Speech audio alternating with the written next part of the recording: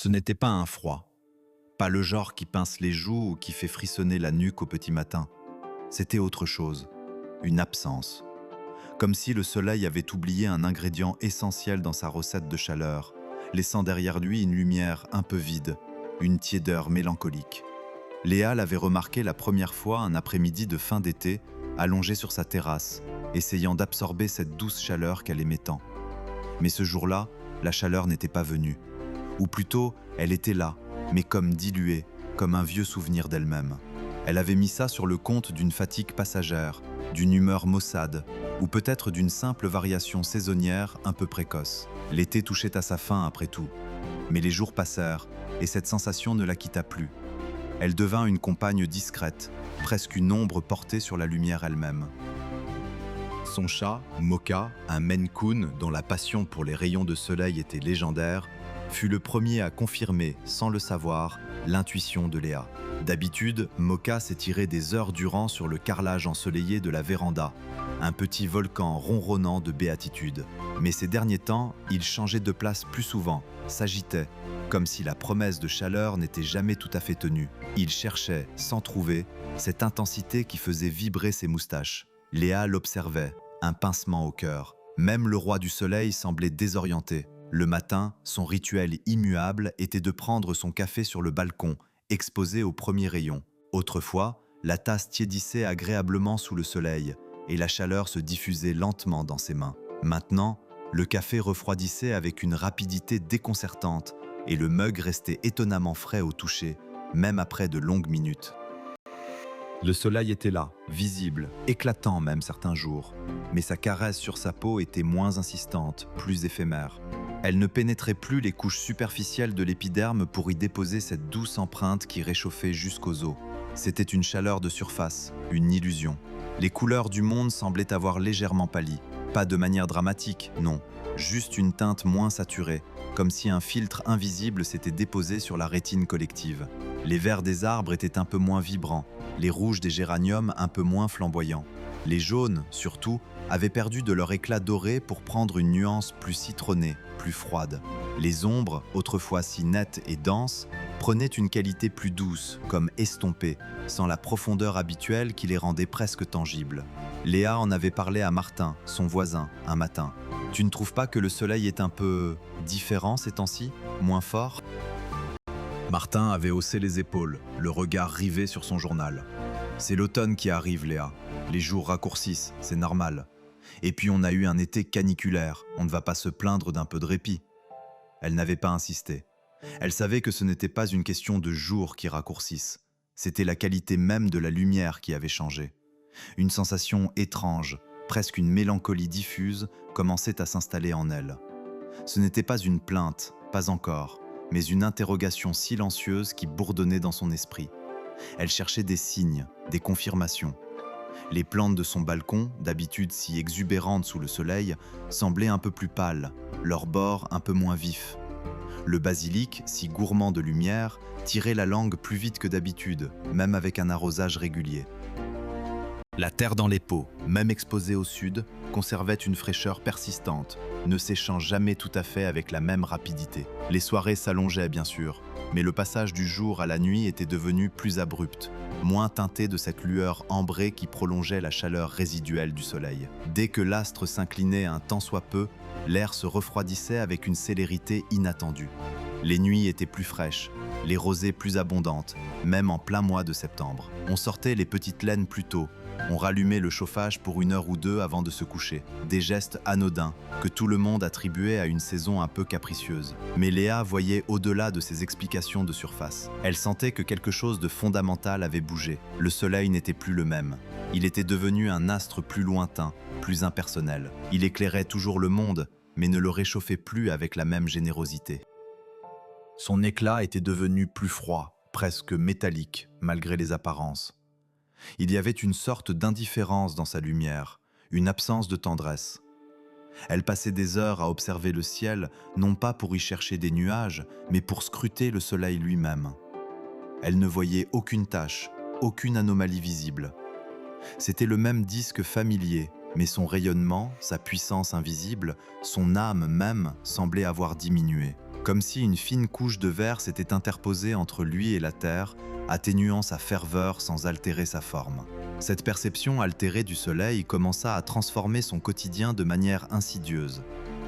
Elle, qui adorait les longues promenades, même en pleine journée, se retrouvait à les écourter, cherchant l'abri des maisons ou des cafés plutôt que d'habitude. L'envie de s'exposer, de faire le plein de soleil, s'était éteinte, remplacée par une sorte de prudence instinctive. Le simple fait de se tenir dehors, même par une journée claire, ne procurait plus le même réconfort. Il manquait cette enveloppe invisible de chaleur qui rendait l'extérieur si accueillant. Elle commença à porter des couches de vêtements plus épaisses, même à l'intérieur de sa maison, qui perdait elle aussi sa chaleur ambiante plus rapidement. Les murs, jadis tièdes et doux au toucher après une journée ensoleillée, conservaient une fraîcheur persistante, comme s'ils refusaient de s'imprégner de cette lumière nouvelle. La maison, son refuge, semblait elle aussi ressentir ce changement, devenant un peu plus caverneuse, un peu plus isolée du monde extérieur. Ce n'était pas l'hiver qui approchait, pas encore. C'était comme si l'hiver avait envoyé un éclaireur, une avant-garde silencieuse, pour préparer le terrain, non pas pour une saison, mais pour un changement plus profond, plus irréversible. Léa était la seule à le percevoir avec cette clarté, ou du moins, elle était la seule à l'exprimer. Les autres continuaient leur vie, se plaignant du temps, ou s'en réjouissant, sans jamais pointer du doigt la source même de la chaleur. Le soleil était là, il brillait, c'était tout ce qui comptait pour eux. Mais pour Léa, il ne s'agissait plus seulement de lumière et d'obscurité, de chaleur et de froid. Il s'agissait de la nature même de leur étoile. Quelque chose avait changé en son cœur, une pulsation s'était ralentie, un feu s'était assoupi. Et cette modification, aussi infime soit-elle pour la plupart, résonnait en elle comme une dissonance profonde, une note fausse dans la mélodie du monde. Elle se demandait combien de temps il faudrait avant que le reste du monde ne finisse par l'entendre aussi. Et surtout, quelle serait la mélodie alors? La mélodie. Léa la cherchait partout, dans le murmure du vent qui ne portait plus la même promesse d'été, dans le chant des oiseaux qui semblait s'être raréfié, ou peut-être s'était-il simplement tu, emporté par l'étrange silence qui commençait à envelopper le monde. Elle la cherchait dans l'écho de ses pas sur le carrelage de la cuisine, autrefois chaud sous le soleil du matin, désormais tiède, d'une tiédeur qui n'évoquait que le souvenir d'une chaleur évanouie.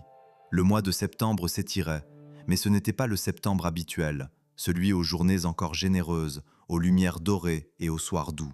C'était un septembre précoce, une sorte d'avant-goût hivernal qui s'était invité sans crier gare, sans les feuilles roussies pour en justifier l'arrivée, sans le vent cinglant qui annonce les frimas. C'était plus insidieux, comme si l'hiver avait envoyé un éclaireur, non pas pour préparer le terrain, mais pour s'y installer discrètement, en faisant croire qu'il n'était qu'une variation de l'été. Moka, le chat, avait définitivement abandonné les dalles de la terrasse. Il se recroquevillait désormais sur le canapé, près de la fenêtre, mais pas dans le rayon de soleil.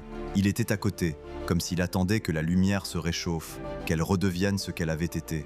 Léa le regardait, et ce petit geste, cette attente silencieuse de son compagnon félin, lui confirmait que son intuition n'était pas une lubie. Moka, ce petit volcan ronronnant de béatitude, ne trouvait plus son point chaud. Son instinct, pur et simple, avait perçu ce que l'intelligence humaine, trop prompte à rationaliser, refusait encore de voir. Les plantes sur le balcon, d'abord. Elles avaient commencé par pâlir, leur vert devenant moins intense, comme si la chlorophylle elle-même avait perdu de son allant. Puis, les fleurs qui devaient encore éclore, les dernières pousses de géranium et de pétunia, s'étaient fanées avant même d'avoir pu s'épanouir pleinement. Leurs pétales, d'ordinaire si vibrants, étaient devenus translucides, presque éthérés, comme des promesses non tenues. Léa arrosait, mais la terre des pots conservait une fraîcheur persistante, un froid qui ne voulait pas céder, même aux heures les plus ensoleillées de la journée. Les feuilles jaunissaient non pas d'automne, mais d'une fatigue diffuse, d'un manque de vitalité, comme si la sève ne circulait plus avec la même vigueur. C'était une mort lente, silencieuse, qui ne s'accompagnait d'aucune dramaturgie, juste une absence de vie, une lente résignation. Elle avait tenté de parler à Martin, son voisin, une fois de plus. « Tu as vu l'état de mes géraniums ?» lui avait-elle dit, pointant du doigt les tiges molles et les feuilles flétries. « On dirait qu'ils ont gelé, mais il n'a pas gelé. » Martin, affairé à tailler ses propres rosiers qui, étrangement, semblaient encore tenir le coup, mais Léa y voyait déjà une teinte moins saturée, une lueur moins franche, avait haussé les épaules. C'est la saison, Léa. L'été tire à sa fin. On ne peut pas demander aux plantes d'être éternelles.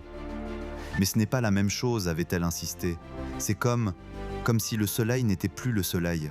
La lumière est là, mais il manque quelque chose. La chaleur, l'énergie. Il avait ri, un rire bonhomme et un peu condescendant. Tu es trop sensible, ma chère, ou tu as trop lu de romans de science-fiction. C'est juste un automne un peu frais, voilà tout. Les prévisions annoncent encore de belles journées. De belles journées, oui. La lumière était bien là. Elle inondait la pièce, mais c'était une lumière un peu vide, une lumière qui éclairait sans réchauffer, qui dessinait des ombres douces et estompées, mais ne laissait aucune empreinte de chaleur sur la peau.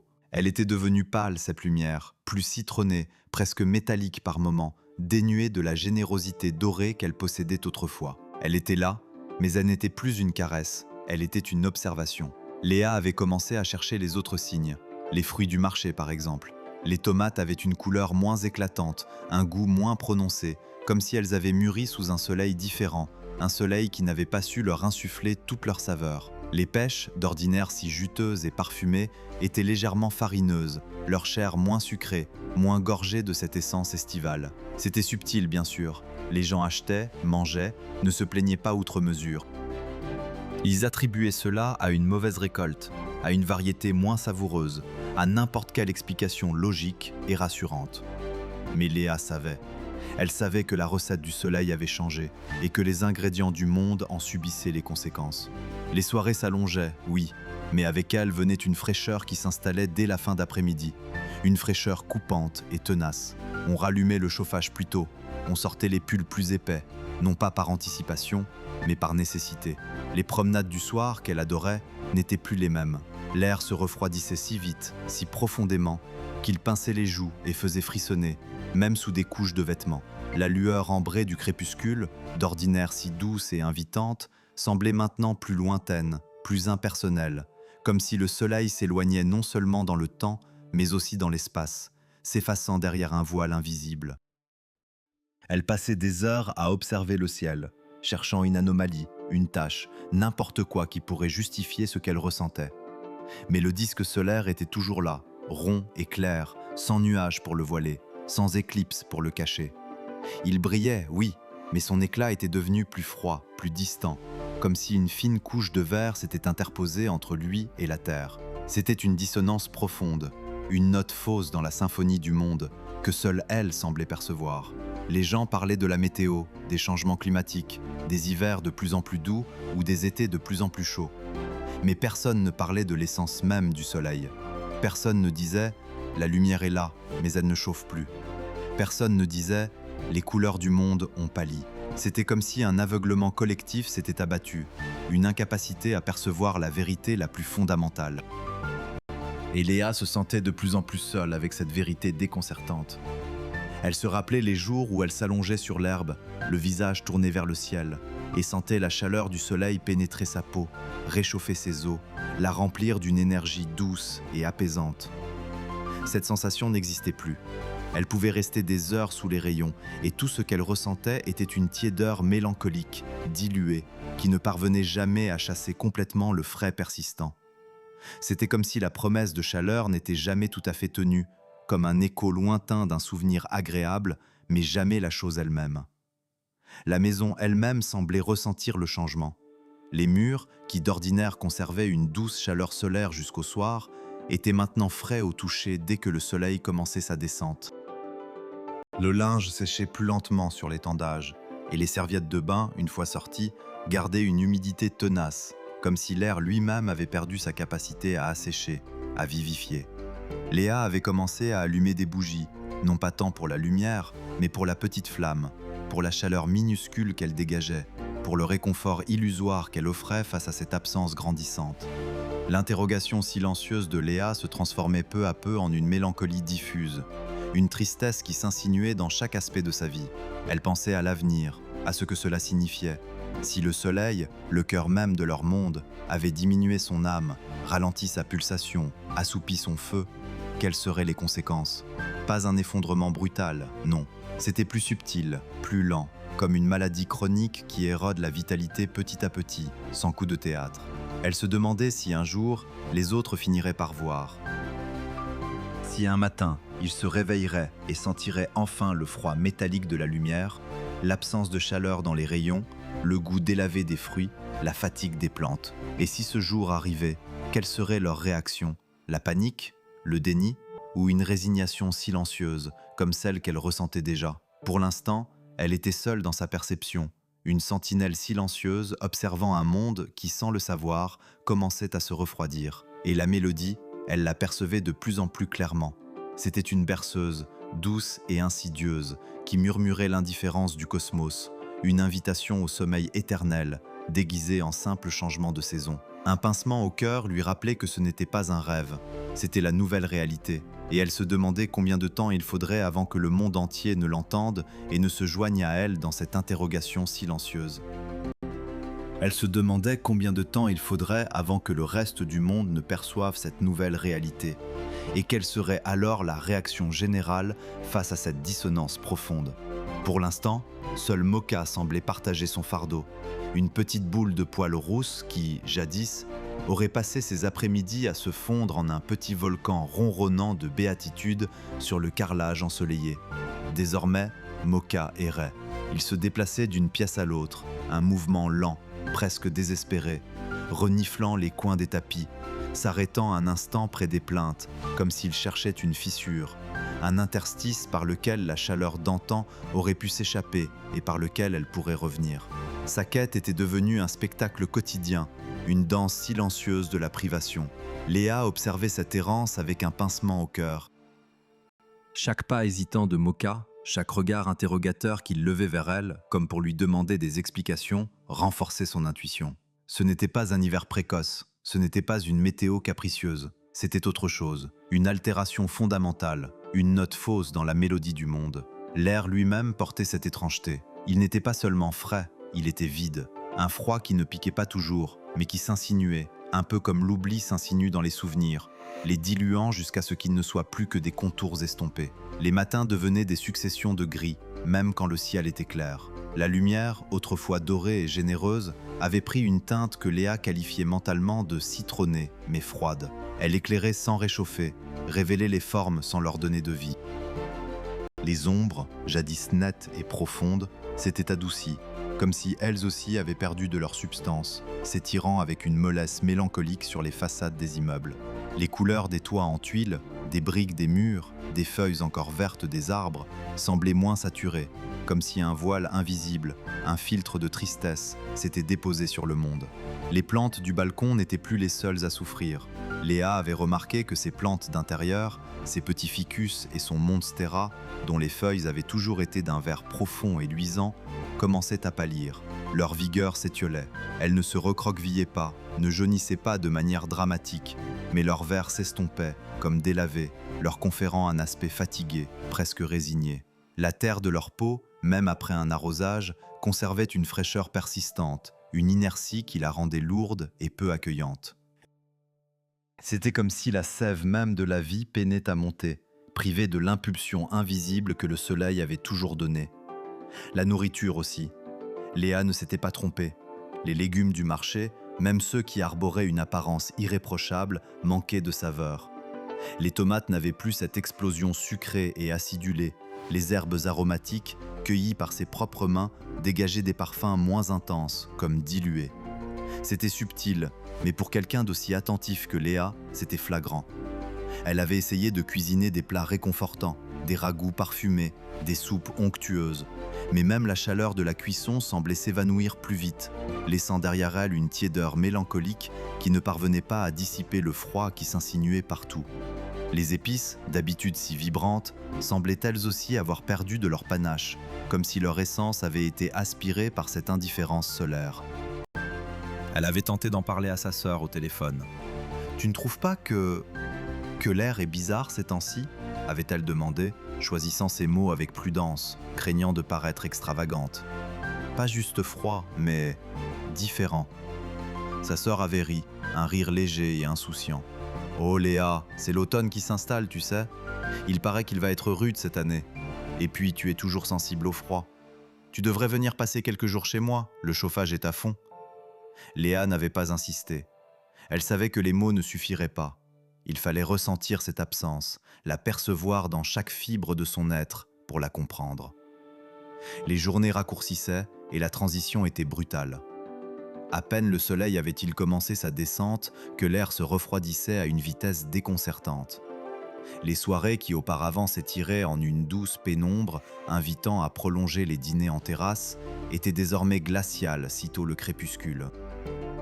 Les habitants du quartier, ceux-là même qui quelques semaines plus tôt se plaignaient de la chaleur écrasante, sortaient désormais emmitouflés dans des écharpes et des doudounes, bien avant la date habituelle. On rallumait les chauffages, on tirait les rideaux.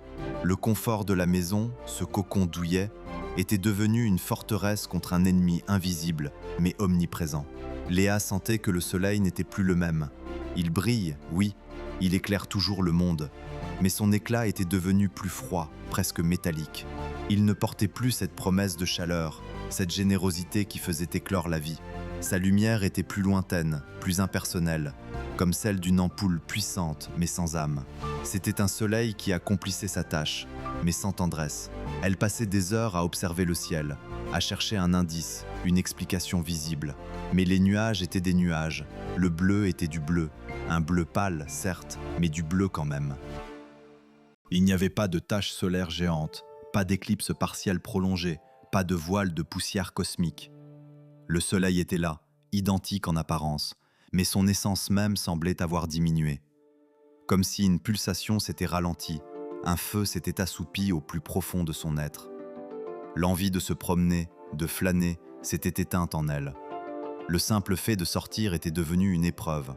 Le vent, même léger, semblait charrier ce froid particulier, cette absence. Il s'engouffrait sous les vêtements, pinçait la peau d'une manière nouvelle, plus profonde. Les cafés, où elle aimait s'attarder en terrasse, étaient désertés, leurs chaises empilées, leurs tables rentrées. Les parcs, d'habitude animés par les rires des enfants et les bavardages des promeneurs, étaient silencieux, n'accueillant plus que quelques silhouettes pressées, le col relevé, les mains enfouies dans les poches. Elle se surprenait à chercher d'anciennes photos, des images de l'été précédent ou même de printemps. Elle comparait les couleurs, la vivacité des scènes. Ce n'était pas une illusion. Les verts étaient plus vifs, les bleus plus profonds, les jaunes plus éclatants. Les visages sur les photos irradiaient une chaleur qu'elle ne reconnaissait plus dans le monde actuel. C'était comme regarder un film en technicolor après avoir vécu dans un monde passé au sépia. La maison, qui avait toujours été un havre de paix, commençait à se transformer. Les murs conservaient une fraîcheur que le chauffage, même poussé à fond, ne parvenait pas tout à fait à dissiper. C'était comme si une fine couche de verre s'était interposée entre l'intérieur et l'extérieur, filtrant la chaleur, la retenant prisonnière à l'extérieur, ou peut-être l'empêchant de pénétrer à l'intérieur. Léa s'était surprise à envelopper ses mains autour de sa tasse de thé, non plus par simple plaisir, mais par une nécessité primaire, une recherche instinctive de toute source de chaleur. Le thé, lui aussi, refroidissait à une vitesse alarmante, perdant sa vapeur puis sa tiédeur, comme s'il renonçait à lutter contre le froid ambiant. Le sentiment d'isolement de Léa ne faisait que croître. Elle était la seule, semblait-il, à percevoir la gravité de la situation. Les autres continuaient de se plaindre du temps, de la hausse des prix du gaz, des hivers qui n'étaient plus ce qu'ils étaient. Mais pour eux, il s'agissait de variations saisonnières, d'inconvénients passagers. Pour Léa, il s'agissait de l'âme même du monde qui se refroidissait. C'était comme si elle était la seule à entendre la note fausse, tandis que les autres dansaient sur une mélodie qu'ils croyaient encore juste. Une angoisse sourde commençait à l'étreindre. Si la source de toute vie, le cœur battant de leur système solaire perdait de sa vitalité, quelles en seraient les conséquences ultimes ? Ce n'était pas une question de confort ou même d'économie d'énergie, c'était une question de survie à terme. Elle imaginait les cultures qui ne pousseraient plus, l'eau qui gèlerait, un monde plongé dans une pénombre froide et indifférente. Ces pensées, elle les gardait pour elle, précieuses et terrifiantes. Moka, blotti contre elle sur le canapé, cherchait encore et toujours sa main, sa chaleur. Son ronronnement, autrefois puissant et régulier, était devenu plus faible, plus intermittent, comme un moteur qui peinait. Il était le reflet vivant de ce changement insidieux, le témoin silencieux d'un monde qui pâlissait. Léa caressait son pelage doux, sentant la vibration ténue de son petit corps. Elle se demandait combien de temps il leur resterait avant que cette tiédeur mélancolique ne cède la place à un froid implacable, avant que la lumière et l'obscurité ne fusionnent en une seule et même indifférence. Les jours s'étiraient, longs et pâles, comme des étoffes décolorées par un soleil qui n'était plus tout à fait lui-même. Léa continuait d'observer, de sentir, de comparer, et chaque nouvelle aube ne faisait que renforcer cette étrange certitude qui l'isolait un peu plus du monde. Ce n'était pas seulement la fin de l'été qui pinçait l'air, ni l'automne précoce que Martin évoquait avec une désinvolture agaçante. C'était autre chose, une altération plus profonde, une note dissonante qui résonnait dans le silence de son propre corps. Le froid n'était plus une simple sensation thermique, il était devenu une présence, une absence qui se matérialisait. Il s'insinuait dans les murs de la maison, transformant le carrelage autrefois capable de retenir la chaleur du midi en une surface fraîche, presque indifférente, même aux heures les plus ensoleillées. Moka, son chat, avait cessé de se prélasser sur le balcon. Il ne cherchait plus les dalles tièdes, mais s'enroulait sur le canapé, enfoui sous un plaid, son petit corps vibrant d'une quête de chaleur que Léa comprenait si bien. Parfois, il la regardait avec des yeux d'or, un frisson imperceptible parcourant son pelage, comme s'il lui demandait, lui aussi, où était passé le roi du soleil. Léa passait ses journées à tenter de capturer cette chaleur fuyante. Elle ouvrait les fenêtres le matin, non plus pour aérer, mais pour laisser entrer une lumière qu'elle espérait encore généreuse. Mais la pièce restait fraîche. La lumière, bien qu'abondante, semblait avoir perdu sa substance, son poids. Elle éclairait sans réchauffer, comme une image projetée sur un écran, belle mais sans âme. Les couleurs du monde, elle le savait, n'étaient pas seulement pâlies, elles avaient été lavées de leur intensité. Le rouge des géraniums sur le rebord de la fenêtre avait viré au bordeaux terne. Le vert des feuilles n'avait plus cette vitalité éclatante de l'été. Et le bleu du ciel, même par temps clair, portait une teinte laiteuse, comme si un voile invisible s'était tendu entre la terre et l'azur. Elle se surprenait à toucher les objets, à vérifier leur température. La poignée de la porte, le verre d'eau posé sur la table, le livre qu'elle tenait entre ses mains. Tout conservait une fraîcheur persistante, une inertie qui la déconcertait. C'était comme si l'air lui-même avait absorbé cette tiédeur mélancolique, la redistribuant partout, dans chaque recoin de son existence. Elle se souvenait des étés passés, de la façon dont la chaleur s'incrustait dans les tissus, dans le bois, dans la pierre, la restituant doucement au soir. Maintenant, la chaleur s'évanouissait avec le soleil, sans laisser d'empreinte, sans promesse de retour. Ces plantes, ces compagnes silencieuses, étaient les témoins les plus éloquents de cette transformation. Celles qu'elle avait tant choyées sur sa véranda, qui débordaient de vie et de verdure, étaient devenues rachitiques, leurs feuilles jaunissant et tombant sans raison apparente. Ce n'était pas la soif, elle les arrosait avec soin. Ce n'était pas la maladie, elle les inspectait méticuleusement. C'était l'absence de quelque chose d'essentiel, une énergie vitale que le soleil ne leur prodiguait plus. La terre dans les pots restait fraîche au toucher, même après des heures d'exposition directe. C'était comme si la sève même de la vie avait ralenti, prise dans la lenteur d'une pulsation cosmique défaillante. Le silence de son isolement devenait lourd. Elle avait essayé d'en parler à sa sœur une nouvelle fois, d'expliquer avec des mots simples ce qu'elle ressentait. « Tu sais, le soleil, je trouve qu'il n'a plus la même force. Il brille, oui, mais il ne chauffe plus de la même manière. » Sa sœur, affairée, avait haussé les épaules. « C'est l'automne, Maléa. On ne peut pas avoir un été éternel. Achète-toi une bonne écharpe et arrête de te faire du souci pour rien. » Léa avait souri, un sourire mince qui ne cachait pas le pincement au cœur. Comment expliquer qu'il ne s'agissait pas d'une simple écharpe, mais d'une protection contre une indifférence grandissante, une fatalité qui s'annonçait. Elle se sentait comme une sentinelle sur un rivage désert, observant la marée se retirer sans que personne d'autre ne s'en soucie. Les gens continuaient leur vie, se plaignaient des prix, des embouteillages, des informations anxiogènes. Ils allumaient le chauffage un peu plus tôt, mettaient une petite laine et attribuaient ces désagréments à la normalité des saisons. Mais pour Léa, cette normalité était une illusion. Elle voyait au-delà, ou plutôt, elle sentait au-delà. Elle sentait le vide que cette lumière un peu morte laissait derrière elle, l'espace que la chaleur avait déserté. Les soirées étaient devenues des épreuves. Dès que le soleil déclinait, une fraîcheur coupante tombait sur le monde, rapide, impitoyable. Léa allumait les lumières intérieures, mais même l'ampoule la plus chaude ne parvenait pas à dissiper cette sensation de froid qui s'ancrait en elle. Elle se recroquevillait sur le canapé, sous le plaid de moka, essayant de retrouver le réconfort qu'elle avait toujours associé à son foyer. Mais la maison elle-même semblait avoir perdu sa capacité à retenir la douceur, à respirer la vie. Elle était devenue un refuge contre une menace invisible, plutôt qu'un havre de chaleur. Elle se remémorait les couchers de soleil d'avant, ces explosions de couleurs chaudes, d'orange et de pourpre, qui embrasaient l'horizon et laissaient derrière elle une tiédeur persistante dans l'air.